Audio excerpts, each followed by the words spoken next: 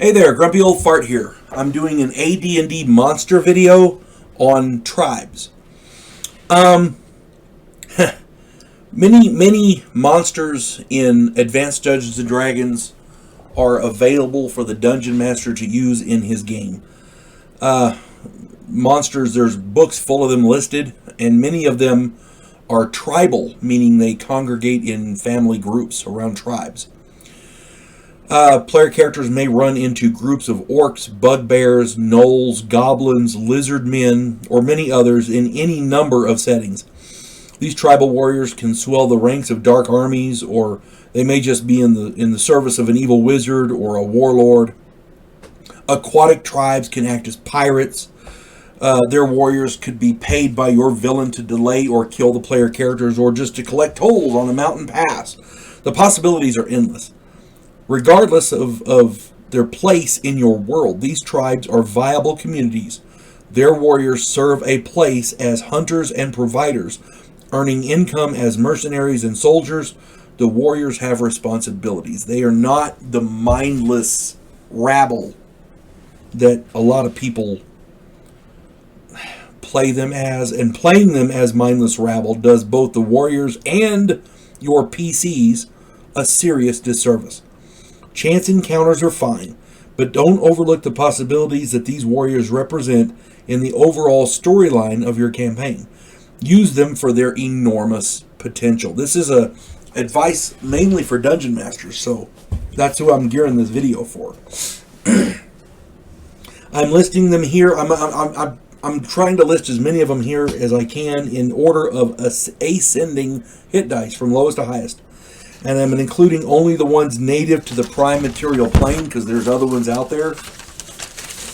I'm not listing anything with less than low intelligence, so that there's a mindfulness to their tactics. And I'm not listing solitary creatures, just the tribal monsters.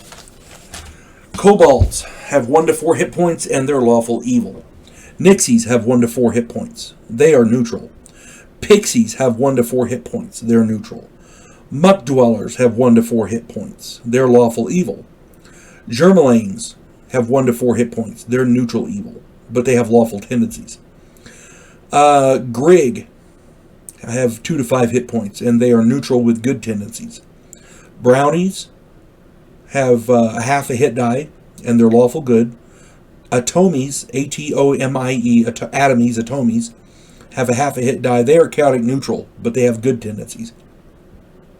Vilstrak have 1 to 6 hit points. They're neutral with evil tendencies. Halflings have 1 to 6 hit points, and they're lawful good. Halflings are like hobbits, basically. I don't think they could use the word hobbit, but anyway. Some sort of a legal thing.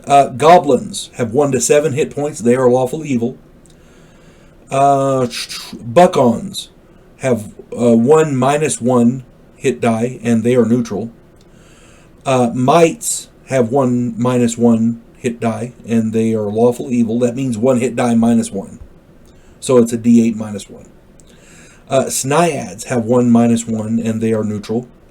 Dwarves have 1 hit die, they're lawful good. Gnomes, 1 hit die, they're neutral to lawful good. Orcs have 1 hit die, they are lawful evil. Orcs are the kind of the old standby in most D&D games. Sprites have 1 hit die, they are neutral with good tendencies. Bullywugs have 1 hit die, they are chaotic evil. Gibberlings have 1 hit die, they're chaotic neutral. Tasloi, T-A-S-L-O-I, Tasloi, are 1 hit die, they are chaotic evil. Dark Creepers have 1 + 1 hit die, they're chaotic neutral. Hobgoblins have 1 + 1, and they're lawful evil. Mermen have 1 + 1, they're neutral. Elves have 1 + 1, and they're chaotic good. Wild elves are 1 + 1 as well. They are neutral with chaotic tendencies. Gripply have 1 + 1, they are neutral. I'm just going to go and list the names because the hit dice, there's a lot of varied ones. Durgar have 1 + 2. Valley elves are 1 + 2.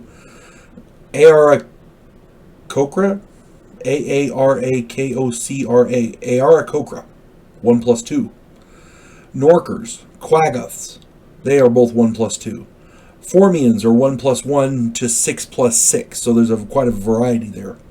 Mongrel men are 1 to 4. Myconids are 1 to 6. Vegapygmies are 1 to 6. Quicklings are 1.5. Troglodytes are 2. Ice trolls are 2. Locatha are 2. Locatha are aquatic, like mermen. Men vary on their alignment because there are a lot of different kinds, and they're up to 2 hit die. Gnolls have 2 hit die. Grimlocks, Quillins, Ogryons, Dire Corby, all those have 2. Kuatoa have 2+. Drow elves are 2+. Lizard men are 2+1. Sahuagin are 2+2. Fire newts are 2+2. Flines are 2+3. Tritons and crabmen are both 3 hit die, and they're both neutral. The Tritons have good tendencies, but they're both neutral. Bugbears are 3+1. Taers, Taer, they're 3+6. Needlemen are 3+4. Svirfneblin, that's a deep gnome, they're 3+6. Pecks, Pech, are 4. Centaurs are 4. Meanlocks are 4 hit die. Sandmen are 4 hit die. Lava children are 4+. Ogres are 4+1. Cyclopskin are 5. Cyclopskin are 5. Babblers are 5. Spirit trolls are 5+5. Weemics are 5+8. Thrycreen are 6+3. Trolls are 6+6. Yonti are 6 to 9. Treants have 7 to 12. A treant is an ent from The Hobbit, basically, Lord of the Rings. Slayod, there's very different kinds of Slayod. 7 to 15+7, and they're all chaotic neutral, so they make pretty good bad guys. Giant trolls are 8 hit dice, and giant 2-headed trolls are 10 hit dice. And there's others. Remember, these are not mindless rabble. These warriors are raised in a warrior culture. They have experience in war with at least a basic knowledge of tactics, strategy, trade. They're not idiots. These tribes can enrich your world beyond just the random encounter. As a dungeon master, you need to find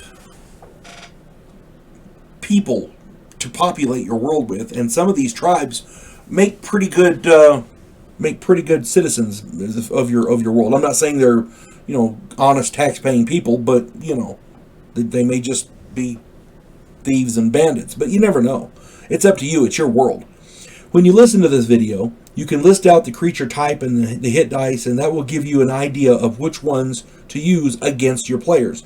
Then you can look them up and see if they fit into your world. This is by no means a complete list, but it's a pretty good start. Hopefully it gives you guys a hand.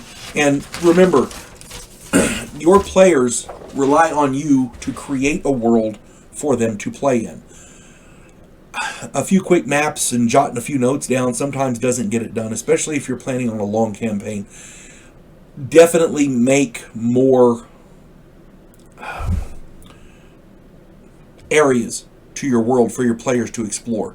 And when they go into these new areas, there have to be people there or something there to contend with. Sometimes these tribes make pretty good contentious adversaries. Some of them may even be good trading partners. You never know. All I'm saying is, don't underestimate the tribes. If you treat them as mindless rabble, that's what the players see. And sometimes these tribes can be so much more. I hope you, and again, I'm not trying to tell anybody how to run their game. I'm just saying this is advice. I've used this. I use this in my games, and it works pretty well. I'm just trying to help you with your game because I've been doing this a damn long time. I hope this finds everybody well. You folks have a good day. God bless one and all.